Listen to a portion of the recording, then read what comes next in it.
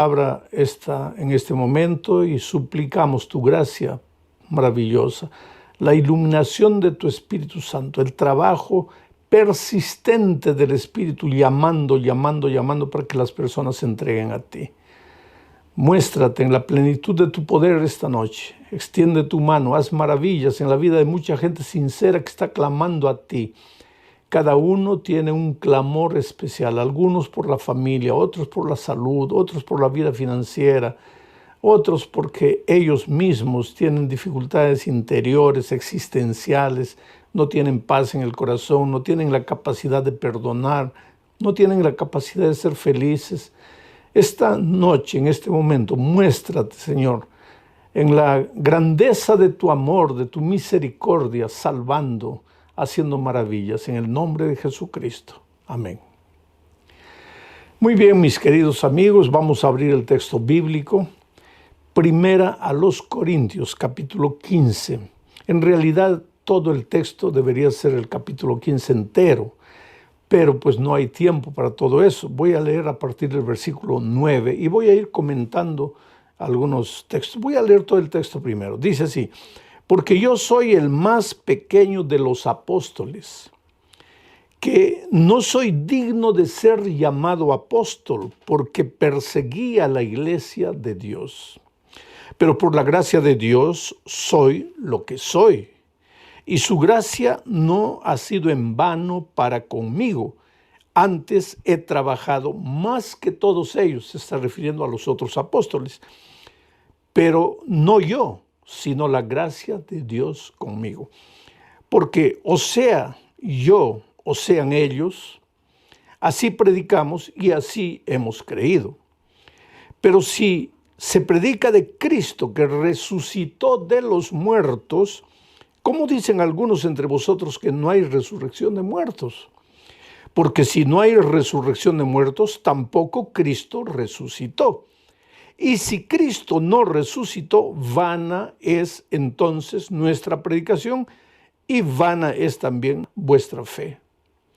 Oh, queridos, esto es interesantísimo. Aquí el apóstol Pablo está hablando de la resurrección de Cristo, pero es interesante la manera como él empieza su mensaje. Dice, porque yo soy el más pequeño de los apóstoles, que no soy digno ni siquiera de ser llamado apóstol, porque perseguí a la iglesia de Dios.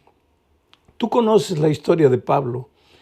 Era un hombre sincero, pero sinceridad nunca fue sinónimo de estar en lo correcto, en lo cierto.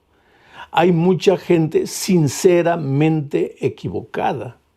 Por eso ese argumento que, bueno, pero yo soy sincero, no, ese argumento no vale en la vida, no vale para el propio ser humano y no vale para Dios. ¿Cómo es que yo soy sincero? Entonces, vamos a decir que yo estoy con la corbata toda desajustada, con el rostro todo manchado, y vengo aquí y alguien me dice, no, pero usted tiene que arreglarse, y me muestra el espejo. Yo digo, no, pero yo soy sincero. No, pues la sinceridad no sirve en ese sentido. La sinceridad, yo puedo estar todo con el rostro manchado, con la corbata desajustada, sinceramente hasta que me muestran el espejo. Pero una vez que me muestran el espejo, ya mi sinceridad acabó ahí. La palabra de Dios es como un espejo. Entonces nosotros podemos haber vivido toda la vida con sinceridad, haciendo cosas que no estaban escritas en la palabra de Dios, sirviendo a dioses falsos, con toda sinceridad, pensando que estaba haciendo lo mejor. Pero un día me confronto con la palabra de Dios y ahí tengo que ajustar mi vida. Eso le pasó a Pablo. Pablo con toda sinceridad perseguía a los cristianos y pensaba que estaba haciendo lo mejor y pensaba que estaba sirviendo a Dios, hasta que un día se encontró con Jesucristo camino de Damasco. Y ahí, cuando Jesús le dijo, Saulo, Saulo, ¿por qué me persigues? Saulo preguntó, Señor, ¿quién eres tú? Porque él se llamaba Saulo antes de llamarse Pablo.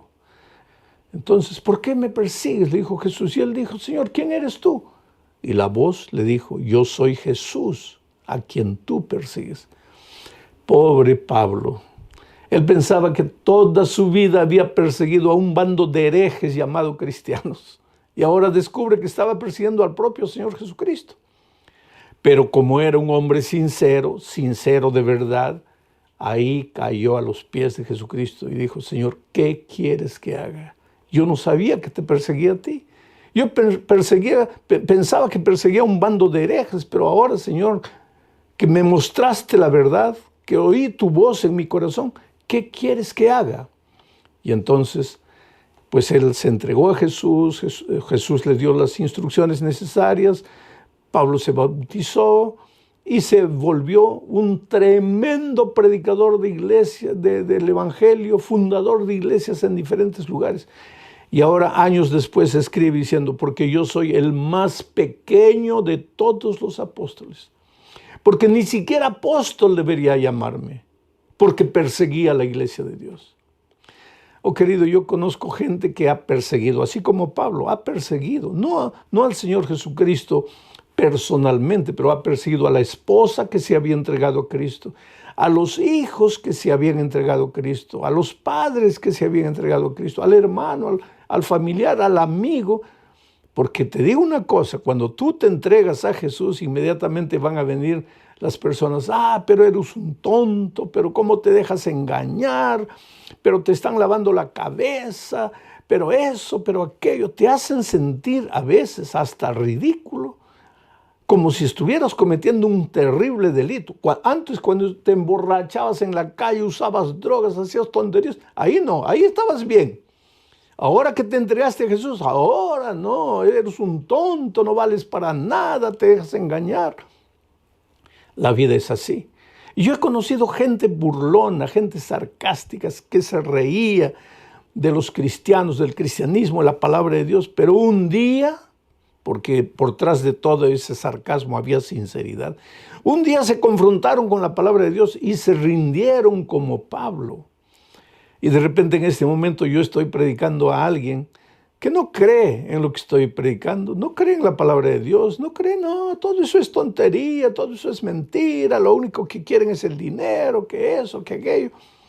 Pero te digo una cosa, si tú eres un hombre sincero, un día, yo no sé las circunstancias, yo quisiera que te entregues a Jesús cuando todo te va bien, pero aunque las cosas te vayan mal, si es necesario, vas a entregarle tu corazón a Jesús y vas a ser transformado por Jesús. Y quién sabe, hoy día tú, así como Pablo, que fue enemigo del evangelio, un día tú vas a ser un predicador del evangelio. Hoy día que en este momento estás borracho ahí en una cantina, llenando la cabeza de alcohol, un día, recuérdate, ese borracho no existirá, existirá un tremendo predicador del evangelio, un hombre cuya vida será una inspiración para todos nosotros, porque Dios es grande. Bueno, Pablo se convirtió y ahora Pablo predica el evangelio. Y el evangelio no consiste solamente en la muerte del Señor Jesucristo. El evangelio también consiste en la resurrección de Jesucristo. La muerte es lo que Jesús hace por nosotros, porque nosotros no podemos remediar nuestro pasado. ¿Qué podemos hacer? Ya pecamos, ya ofendimos, ya herimos, ya arruinamos. ¿Qué podemos hacer? Necesitamos el poder perdonador de Dios, la gracia perdonadora de Dios. Entonces Él viene y nos perdona. Pero la vida no termina ahí. Ahora vamos a tener que continuar viviendo. Y esa vida tiene que ser una vida de victoria. Y porque tiene que ser una vida de victoria, entonces aquí viene el símbolo de la resurrección de Cristo, que es un símbolo de la vida victoriosa en Cristo. Quiere decir, en la hora del bautismo, esto es interesante, somos sepultados, morimos, el hombre malo, el hombre viejo, el que hizo tantas tonterías, ese muere, se queda ahí para siempre. Ahora, el que nace del agua, ese es un hombre nuevo, un hombre resucitado. Pero ahora Pablo viene y dice, pero si Cristo no resucitó, ¿y por qué él dice si Cristo no resucitó? Porque en sus días había mucha gente que no creía en la resurrección. Eso no fue solo en los días de Pablo, en nuestros días también. Hay mucha gente que dice, no, la Biblia es todo tontería, Jesús es una utopía, no, que Él murió y resucitó. ¿Quién puede morir y resucitar? No, eso no es verdad, todo eso es mentira, a la gente se deja engañar con ese asunto de la resurrección. Y eso también había en los días de Pablo, por eso Pablo dice, pero si Cristo no resucitó, como algunos creen que no existe resurrección, entonces vana es nuestra fe. Vano es lo que predicamos y vano es lo que ustedes creen. ¿Por qué? Porque todo el evangelio se centraliza en la muerte y en la resurrección de Cristo. Porque si Jesús solo hubiera muerto y no hubiera resucitado, entonces el diablo habría vencido. Pero Jesús al tercer día resucitó. Esto es interesante, ¿sabes? El diablo, cuando Jesús murió, dio la carcajada y dijo, ahora sí lo maté, lo acabé, lo derroté, yo vencí. Y seguramente el segundo día siguió dando la carcajada porque Jesús estaba muerto el sábado, muerto, reposando, conforme al mandamiento. Y el domingo, el diablo continuó dando la carcajada, ya, ahora sí, definitivamente. Pero de repente la tierra se abrió. Y Cristo resucitó. Y el diablo entonces entendió que estaba derrotado para siempre. Pero había gente que no creía en la resurrección. Y si todo el evangelio está centralizado en la muerte y en la resurrección de Cristo y no existe resurrección, entonces todo lo que predicamos es mentira, la Biblia es mentira, lo que predicaron los discípulos, los apóstoles, todo es mentira. El cristianismo es mentira, no tiene sentido. ¿Por qué? Porque Jesús es mentira. ¿Por qué? Porque no resucitó. Pero la Biblia es contundente al afirmar que el Señor Jesucristo resucitó de entre los muertos. Ahora, querido, ¿qué significa la resurrección de Cristo para nosotros? ¿Cuál es el mensaje de la resurrección de Cristo? En primer lugar, significa que si Cristo pudo resucitar, nosotros también un día resucitaremos. Por eso es que no tenemos que tener miedo de la muerte, ni por cáncer, ni por accidente, ni por COVID, ni por nada. No tenemos que tener miedo de la muerte. Ahora, cuidado. Yo no digo que el cristiano, porque tiene a Cristo, porque tiene esperanza, porque tiene la seguridad de la resurrección cuando Cristo vuelva, yo no digo que el cristiano tiene que ser insensato, imprudente, necio, que tiene que andar buscando el peligro. No, querido. Ayer o la otra noche estudiamos el tema, no te acerques del árbol, no te acerques del territorio donde el enemigo está. Y yo te diría en la vida física, no coloques tu vida en riesgo. ¿Para qué te vas a arriesgar? Practicar cosas donde en cualquier momento puedes morir. Aléjate, a no ser que sea pues necesario, extremadamente necesario. De eso depende tu vida, tu muerte en esta tierra. Bueno, pero sé prudente, no busques la muerte. Ahora, de no buscar la muerte a tener miedo y pavor de la muerte hay mucha distancia, querido. El cristiano no puede tener miedo de la muerte. ¿Por qué? Mi tema no es la muerte, mi tema es la resurrección. Pero ¿por qué no tenemos que tener miedo de la muerte? Porque la Biblia dice que los que duermen en Cristo están durmiendo. La muerte es como un sueño. Me estoy refiriendo a esta muerte pasajera, transitoria, a esta muerte de la tierra, a esa muerte que tú y yo vamos a morir un día. No estoy hablando de la muerte eterna ni de la vida eterna, estoy hablando de esta muerte, que todos vamos a morir en este mundo, porque después de la entrada del pecado también entró la muerte. Pero entró la vida eterna en Cristo Jesús. Pero yo no estoy hablando de la muerte eterna ni de la vida eterna, estoy hablando de esta muerte circunstancial. Tú no tienes que tener miedo de esa muerte. Ahora, de la muerte eterna, ahí sí tienes que tener pavor, porque ese es el fin de todo. Pero en esta tierra no te desesperes por causa de la muerte. No busques la muerte, pero no te desesperes, porque si la muerte es como un sueño, mira, esta noche yo me voy a ir a dormir. ¿Y qué voy a hacer? Me voy a abrazar a mis hijos, a mis nietos. Les voy a decir, ay, por favor, voy a dormir, no me dejen dormir, no quiero morir. No. Me voy a dormir tranquilo. ¿Por qué? Porque yo sé que cuando salga el sol me voy a despertar. Y cuando me despierte voy a mirar el reloj. Oh, ya son las 6 de la mañana. ¿Y a qué hora me acosté? A las 11. Y ya pasaron tantas horas. Sí, ya pasaron tantas. Pero parece que hubiera dormido solo 5 minutos. Sí, claro, pues, porque así es el sueño. Parece que dormiste 5 minutos y ya pasaron 7, 8 horas.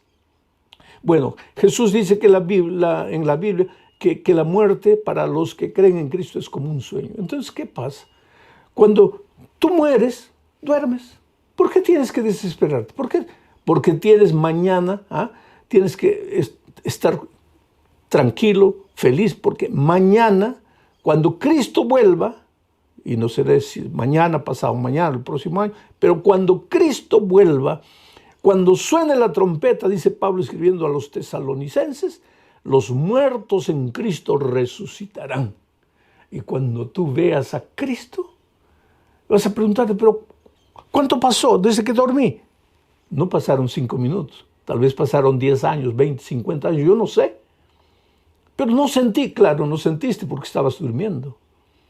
O sea, cuando tú no tienes a Cristo y te llevan al cementerio, pues te llevan al cementerio ¿para qué? Vas a resucitar en la segunda resurrección después del milenio para morir eternamente. Pero cuando mueres en Cristo, tú duermes con esperanza, la esperanza de la resurrección. Porque, querido, la palabra de Dios es eterna. La hierba se seca, la flor se marchita, pero la palabra de Dios dura para siempre. Entonces, si estás triste porque tu hijito con 3 años murió, no te desesperes. Cuando Cristo venga, Él lo va a resucitar y te va a entregar a tu hijito de 3 años y tú vas a tener la alegría de criar a tu hijo hasta la edad adulta. Si tu padre murió, si tu mejor amigo murió, si tu esposa murió, no te desesperes. Llora porque tienes sentimientos. Por eso Pablo dice, hermanos, no queremos que os entristezcáis como los que no tienen esperanza. El que no tiene esperanza pues se desespera, la vida acabó ya. No. Pero el que tiene esperanza, ese se entristece también, llora, derrama una lágrima, porque tiene sentimientos, porque tiene nostalgia. Pero él tiene la esperanza de la resurrección. Y yo sé que cuando Cristo venga, yo voy a poder abrazar a mi padre, a mi madre. Mis hermanos, por la gracia de Dios, todavía permanecen vivos. Yo voy a abrazar a mis grandes amigos que murieron en Cristo, compañeros pastores que lucharon conmigo por la predicación del Evangelio, pero que ya descansan. Y de repente mañana también me toca a mí. Dios dice, bueno, hijo, ya cumpliste tu ministerio, descansa. Voy a descansar con alegría, con júbilo, sabiendo que Cristo va a volver y yo voy a resucitar. Entonces, esa es una de las ventajas, diría así, que el tema de la resurrección me trae. La seguridad de que la muerte no es el fin de todo, de que la muerte es apenas un sueño y que cuando Cristo venga voy a resucitar. Pero hay otro mensaje espiritual poderoso en el tema de la resurrección. ¿Te acuerdas de Jesucristo cuando resucitó a Lázaro? Fue en esa ocasión que Jesús dijo, no se desesperen porque Lázaro está durmiendo. Y una hermana de Lázaro le preguntó a Jesús, pero Señor, si duerme, despertará. Y él le dijo, no, es que está muerto. Pero Señor, ¿está muerto o está durmiendo? Pues está muerto, pero está durmiendo. Porque para el que está en Cristo, el muerto está durmiendo hasta el día de la resurrección. Y entonces Jesús llegó delante de la tumba y dijo, retiren la piedra. ¿Por qué Jesús dijo, retiren la piedra? Porque en la vida cristiana, queridos, hay cosas que Dios puede hacer. Tú como ser humano no las puedes hacer. Pero hay cosas que tú las tienes que hacer. Y Dios podría hacerlas, pero no las va a hacer. Porque eso es tarea tuya. Tú tienes que hacerlo. Es responsabilidad humana. Por ejemplo, el Señor Jesucristo, que iba a resucitar a un muerto que ya estaba en ese estado cadavérico 4 días, que ya olía mal. Ese poder que Jesús tenía, Él no podía con ese poder retirar la piedra de la tumba. Claro que podía. Y entonces, ¿por qué le dijo a los hombres, retiren ustedes la piedra? Porque aunque Jesús puede retirar la piedra, Él no la va a retirar. Quien tiene que retirarla es el ser humano. Ahora, ¿el ser humano puede resucitar a un muerto? No. Entonces Jesús lo va a hacer. Pero la piedra, el ser humano la tiene que retirar. Entonces, eso funciona en todos los aspectos de la vida cristiana. A veces nosotros queremos que Dios lo haga todo. Vamos a decir que estoy desempleado y me arrodillo, Señor, ayúdeme a encontrar empleo. Yo creo en ti, tú eres grande, tú eres poderoso, tú haces maravillas. Yo tengo fe, Señor, ayúdame a encontrar el empleo. Pero te quedas después de orar tranquilo en la casa. ¿Qué empleo te va? ¿Tú crees que Dios te va a hacer caer el empleo del cielo? No. Ahora, después de haber clamado a Dios, tú vas a salir y vas a hacer las entrevistas que tengas que hacer y vas a tocar las puertas y vas a aplicar y te vas a enfrentar a gente que te va a mirar a veces con desdén, con desprecio, con menosprecio. Pero esa es la parte tuya. Tienes que tocar puertas, tienes que caminar, tienes que cansarte. Pero ahora lo haces sabiendo que el Espíritu de Dios está yendo adelante de ti, tocando la puerta del corazón de esos hombres duros para que te den el empleo. Cuando el gerente de la empresa a la que mandaste la aplicación comienza a leer el papel, el Espíritu unge sus ojos con colirio para que vea tu nombre y para que te dé la oportunidad. Ahora, la oportunidad, ¿quién va a ir a trabajar? ¿Quién va a levantarse a las 4 de la mañana a ir? Eres tú. El asunto es que muchos cristianos malinterpretamos eso y pensamos que Dios no nos responde porque nosotros no quitamos la piedra. Quien tiene que hacer la parte humana es el ser humano. Quien tiene que hacer la parte divina es el Señor Jesucristo. Y en aquella ocasión el Señor Jesucristo le dijo: Lázaro, sal. Y por el poder de la palabra de Jesucristo, el muerto, el cadáver que ya olía mal, que ya estaba en estado de descomposición, se levantó y salió. Por el poder de la palabra de Dios. Aquí está la palabra de Dios, querido. Jesucristo no está a nuestro lado así corporalmente, aunque su espíritu en este momento está usando la palabra para tocar tu corazón. Y yo te digo, por el poder de la palabra de Dios, aunque estés en estado cadavérico espiritualmente, aunque sientas que ya no tiene sentido nada, aunque creas que todo está perdido, todo está acabado, por el poder de la palabra de Dios, el Espíritu será capaz de hacer maravillas. Y Lázaro se levantó. Y hay un predicador del siglo XVIII que me impresiona con la fuerza de su predicación. Y él decía: Jesús tuvo que decir: Lázaro, sal fuera. Porque si Jesús no dijera: Lázaro, sal fuera, el poder de su palabra era tan grande que todos los muertos del mundo resucitarían. ¡Qué poder extraordinario de la palabra de Dios! Por eso Jesús dice, ese predicador tuvo que decir: Lázaro, solo tú, como una primicia, porque los otros resucitarán cuando yo vuelva por segunda vez. Solo tú, Lázaro. Entonces yo te pregunto, si Jesús fue capaz de resucitar a un hombre que ya olía mal, que ya estaba en estado de putrefacción, ¿por qué no puede resucitar tu matrimonio? Porque el otro día alguien me dice: pastor, para mi matrimonio ya no hay salida. Le digo: ¿qué? ¿Ustedes pelean mucho? Y la señora me dice: pastor, ojalá que peleásemos. Porque si peleásemos, por lo menos sería evidencia de que estamos vivos. Lo peor es que ya ni siquiera peleamos. Hay una indiferencia, una frialdad, un hielo entre nosotros. Vivimos debajo del mismo techo, dormimos en la misma cama, pero ya entre nosotros no existe nada. Todo está destruido. Para mi matrimonio ya no hay salida. Pues querido, tal vez tu matrimonio ya está en estado de descomposición. Desde el punto de vista humano ya no hay salida. Pero la palabra de Jesucristo. Por eso es que tienes que apoderarte de la palabra de Jesús. Tu hijo está en las drogas, desde el punto de vista humano ya no hay salida, está perdido, está acabado.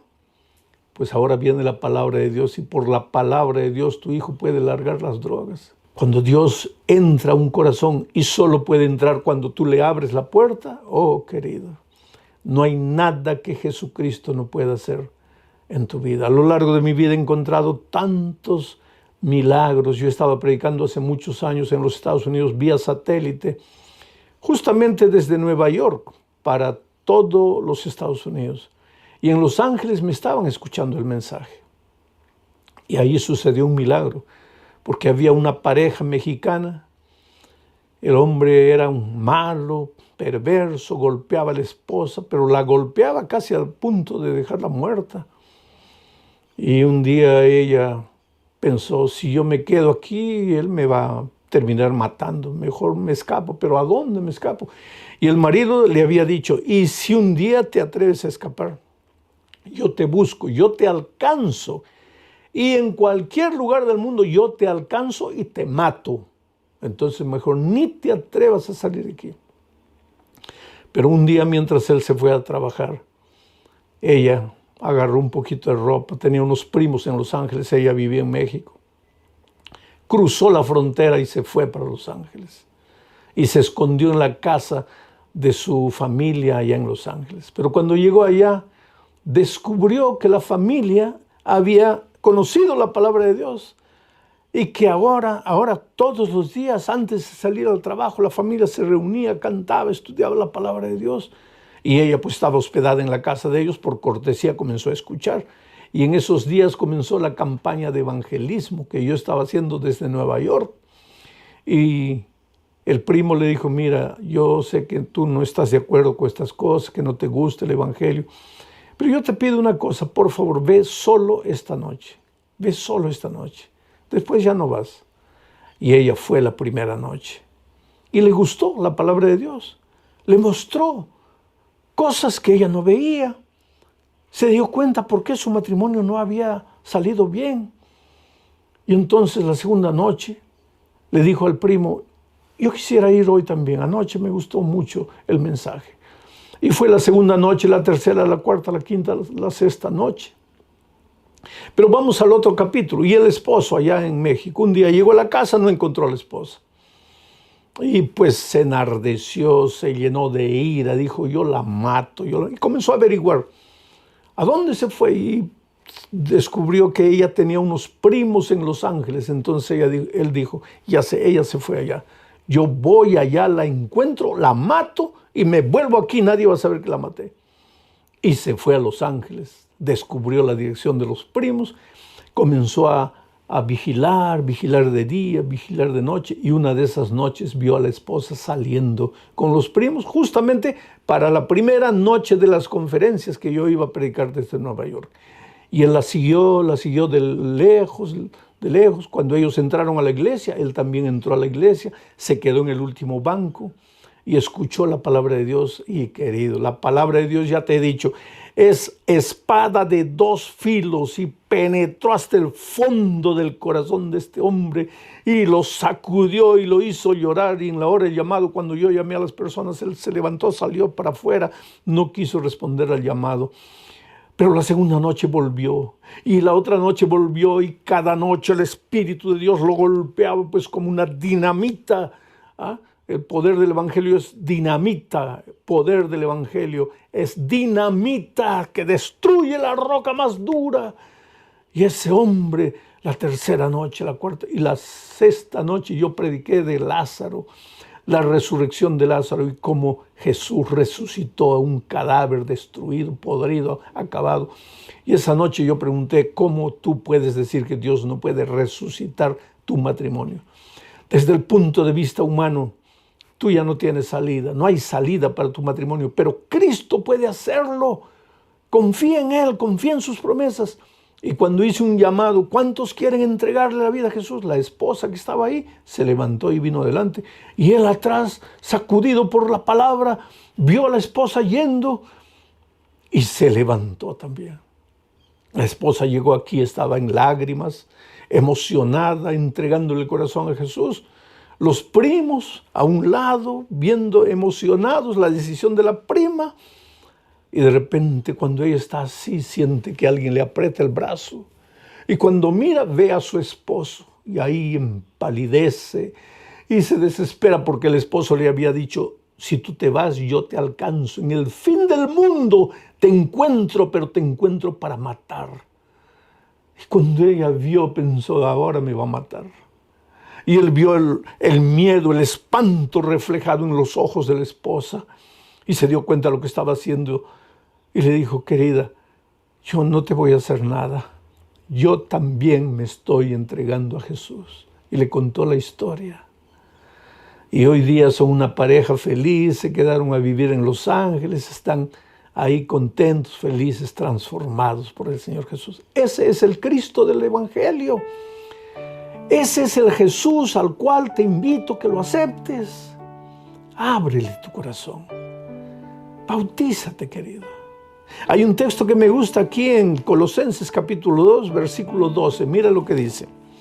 Sepultados con Él, con Jesucristo, en el bautismo.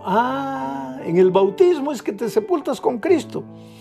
En el cual fuisteis también resucitados con Él mediante el poder de Dios. Bautízate. Porque al ser bautizado mueres a tu vida de pecado y resucitas en el poder de Dios para una vida de victoria. El sábado va a haber bautismo, bautízate.